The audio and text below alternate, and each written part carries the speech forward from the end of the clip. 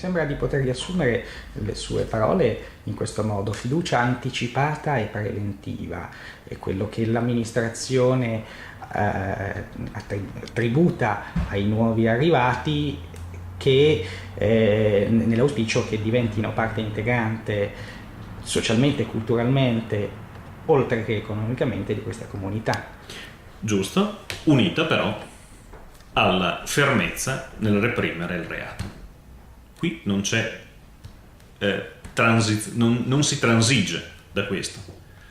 La disponibilità non vuol dire che non si debba perseguire il reato, non vuol dire connivenza rispetto o giustificazione rispetto, al contrario, proprio perché siamo coloro che hanno teso la mano per primi, pretendiamo che gli altri rispondano in maniera adeguata, e proprio perché abbiamo in qualche misura la coscienza a posto rispetto al essere stati accoglienti, che non accettiamo chi viene qui con il pretesto di compiere un reato. Quindi dietro l'accusa ricorrente di buonismo e forse di accondiscendenza, purtroppo ogni tanto si sente anche questo, si cela forse invece una strategia consapevole, ponderata, addirittura con delle esperienze alle spalle, e forse è l'unica strada da percorrere per mantenere la coesione.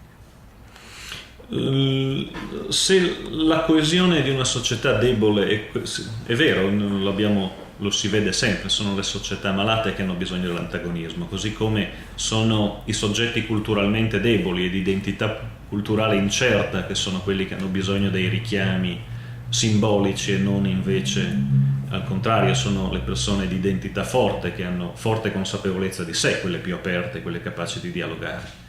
Allora il problema rispetto a questi è: ma siamo proprio sicuri che voi siete portatori di una identità chiara, coerente? Certi richiami alla cristianità sono clamorosamente anticristiani. Certi richiami alla cattolicità sono anticattolici.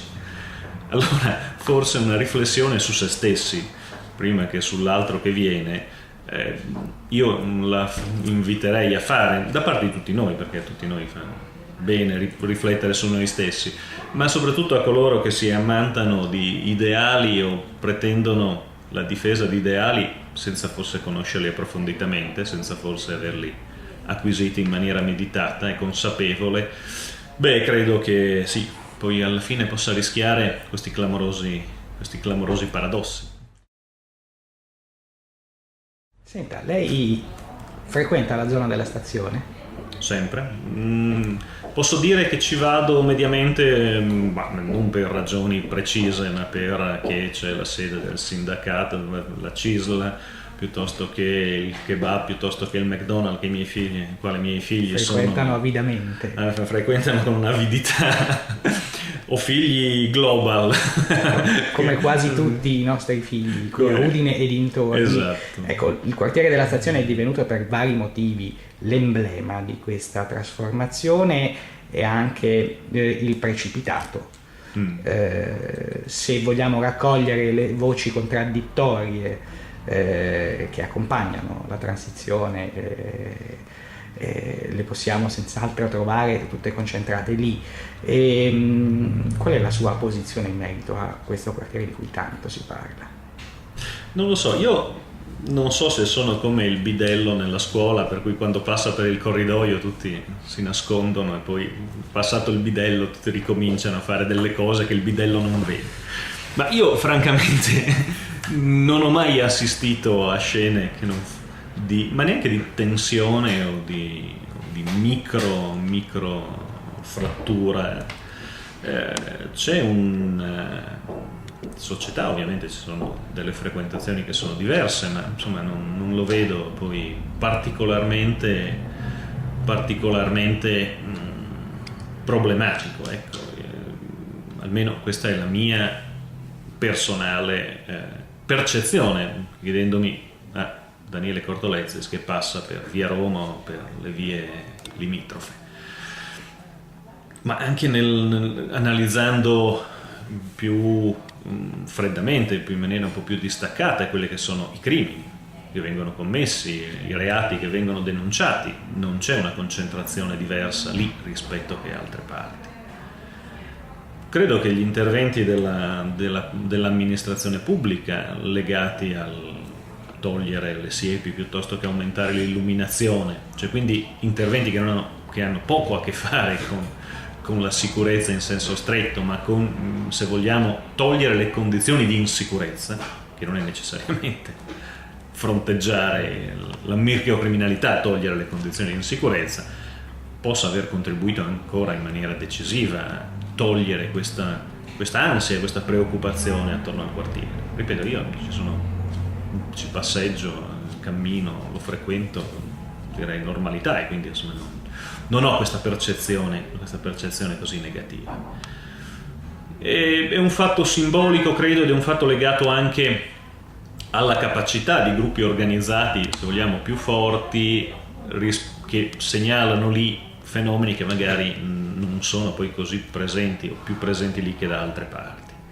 In altre parti possiamo assistere forse di più a questa ciclicità, ma in realtà sono fenomeni che la polizia e le forze dell'ordine conoscono molto bene, quindi io, per quello che ne so, per aver colloqui con il prefetto e con il questore, devo dire che la città di Udine, la situazione è largamente sotto controllo, e gli stessi reati sono perseguiti e scoperti, e i colpevoli sono scoperti in tempi veramente assolutamente, con una certa efficacia, direi con un'assoluta efficacia. Quale crimine, quale omicidio è ancora non irrisolto, tale per cui da generare la preoccupazione che in questa città si possa delinquere impunemente. Ecco, però se mi permette di intervenire su questo certo. punto, la preoccupazione che più spesso si affaccia in quella zona deriva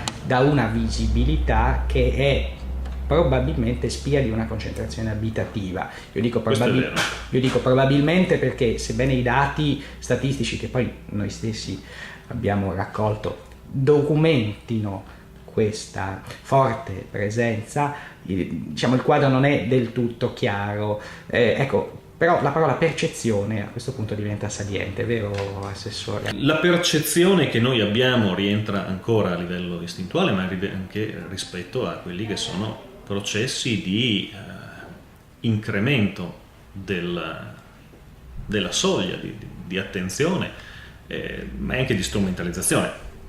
Quando un italiano commette un reato è il signor XY, qualche volta il signor XY, non signor, non facciamo nome, Pinco Pallino di Udine piuttosto che di Potenza, piuttosto che di Grosseto. Se invece il reato è commesso nelle comunitarie, è commesso da un rumeno, da un rom, da un senegalese, da un africano, da un extracomunitario, eccetera. Allora, già questa è la comunicazione sbagliata, già questo è indurre a pensare che è il romeno che commette il furto, è il senegalese lo stupro, eccetera, eccetera, e non la singola persona.